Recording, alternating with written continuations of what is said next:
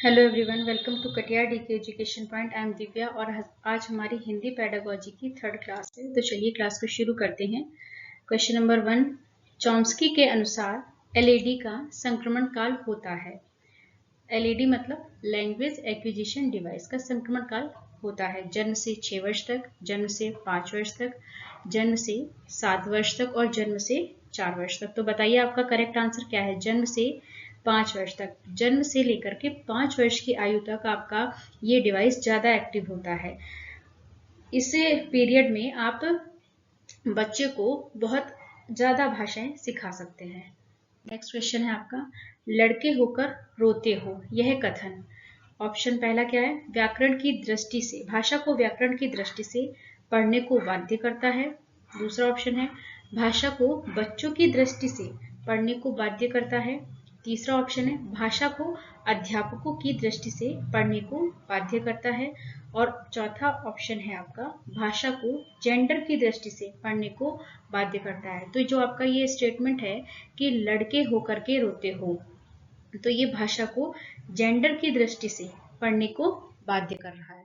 Question number 3, भाषा अर्जित करने के संदर्भ में कौन सा कथन उचित नहीं है, जो गलत है वो बताना है आपको। क्वेश्चन को पढ़ते समय हम इस बात पर विशेष ध्यान देंगे, क्वेश्चन में पूछा क्या गया है। जो उचित नहीं है वो बताना है। भाषा एक सह प्रक्रिया है, यह एक स्वाभाविक प्रक्रिया है। बच्चे भाषा के नियमों को आत्मसात करते हैं, बच्चों को नियम बनाना सिखाया जाता है। तो भाषा अर्जित करने के संबंध में ये बात उचित नहीं है कि बच्चों को नियम बनाना सिखाया जाता है, क्योंकि जब भाषा का अर्जन होता है तो वो स्वाभाविक होता है, उसमें बच्चे को किसी भी तरीके का नियम बनाना सिखाया नहीं जाता है। तो आपका करेक्ट आंसर है option number D. Question number 4, भाषा। अब आपको बताना है कि भाषा क्या है। एक भाषाई व्यवस्था है, प्रणालियों की एक प्रणाली है, एक विकासात्मक व्याकरणिक प्रणाली है, अक्षरों और ध्वनियों का। तो क्या है भाषा? भाषा प्रणालियों की एक प्रणाली है। क्वेश्चन नंबर 5, भाषा सदैव होती है।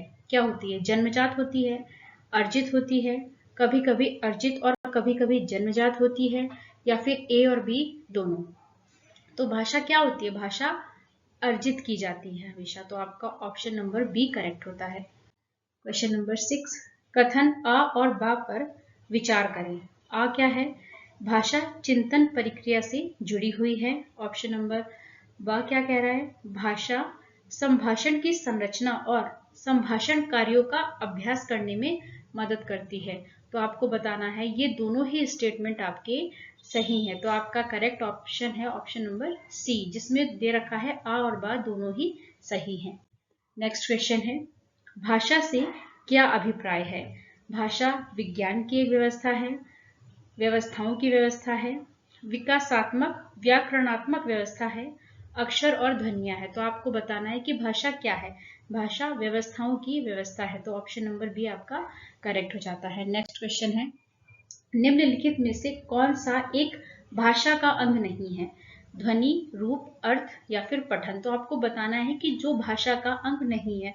तो ध्वनि, रूप और अर्थ ये तो भाषा के अंग हैं, लेकिन पठन ये भाषा का अंग नहीं है। तो आपका करेक्ट ऑप्शन है option number D. Next question है हमारा, कक्षा 2 के विद्यार्थी एक कविता गा रहे हैं। यह मेरी नाक, ये मेरे कान। यह कविता गाते समय वे शरीर के जिस अंग का नाम लेते हैं उस अंग को स्पर्श करते हैं। अध्यापिका किस विधि का प्रयोग करके उन्हें सिखा रही है?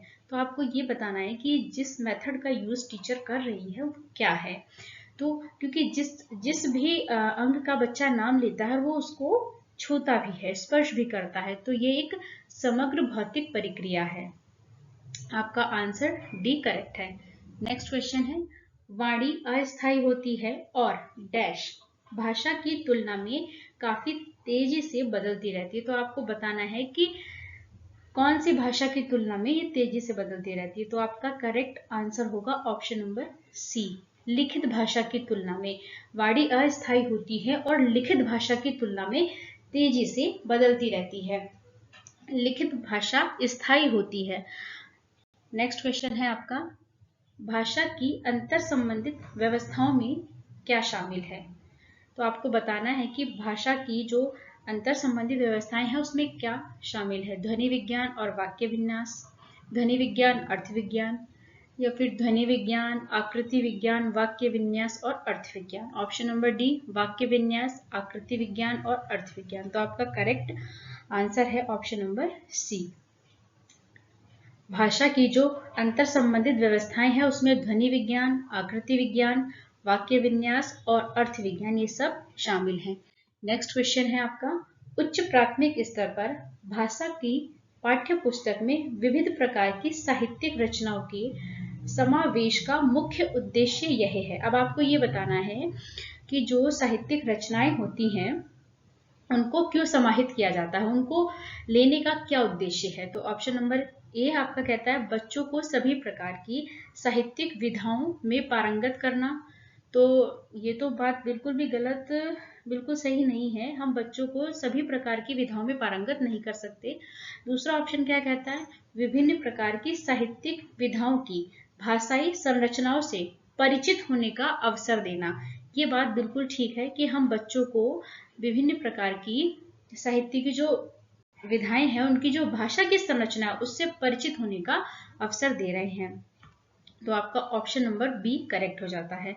नेक्स्ट क्वेश्चन है आपका, प्राथमिक स्तर पर बच्चों को भाषा सिखाने का सर्वोपरि उद्देश्य है।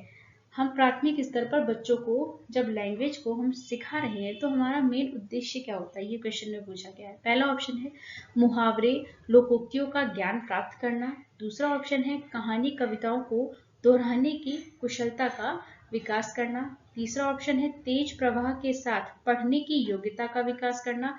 चौथा ऑप्शन है अपनी भाषा को दूसरों के समक्ष अभिव्यक्त करने की कुशलता का विकास करना। तो बिल्कुल ऑप्शन नंबर डी आपका करेक्ट है। हम बच्चों को प्राथमिक स्तर पर हम भाषा सिखाते हैं तो इसीलिए ताकि वो अपनी बात को दूसरों के समक्ष अभिव्यक्त करने में सक्षम हो सके। क्वेश्चन नंबर 14, जब छात्र शिक्षक की भाषा का अनुकरण करे तो उसे क्या कहते हैं।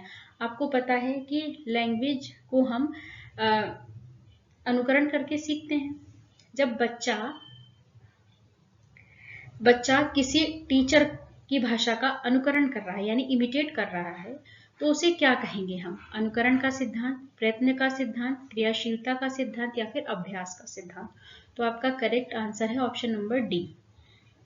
जब बच्चा शिक्षक की भाषा का अनुकरण कर रहा है तो वो क्या कर रहा है, अभ्यास का सिद्धांत, उसे क्या कहेंगे, अभ्यास का सिद्धांत।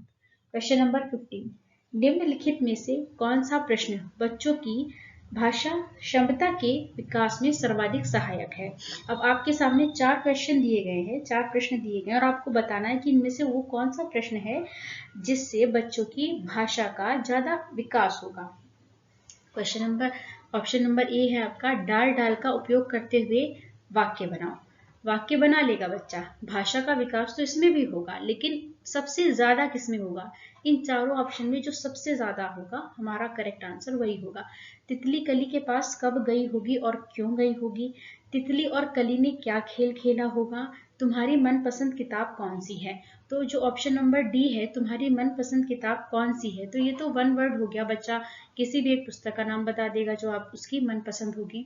तितली कली ने क्या खेल खेला, ये भी वन वर्ड हो गया, बच्चा बता देगा कौन सा खेल खेला। तितली कली के पास कब गई होगी और क्यों गई होगी, यही हमारा करेक्ट आंसर होगा क्योंकि इसमें बच्चे की भाषा क्षमता का विकास ज्यादा होगा, क्योंकि इसमें बच्चा प्रॉपर बताएगा कि वो कब गई और विद रीजन क्यों गई, ये भी बताना पड़ेगा उसको। वीडियो अच्छी लगी तो लाइक करें, शेयर करें, चैनल को सब्सक्राइब करें। Thanks for watching this video.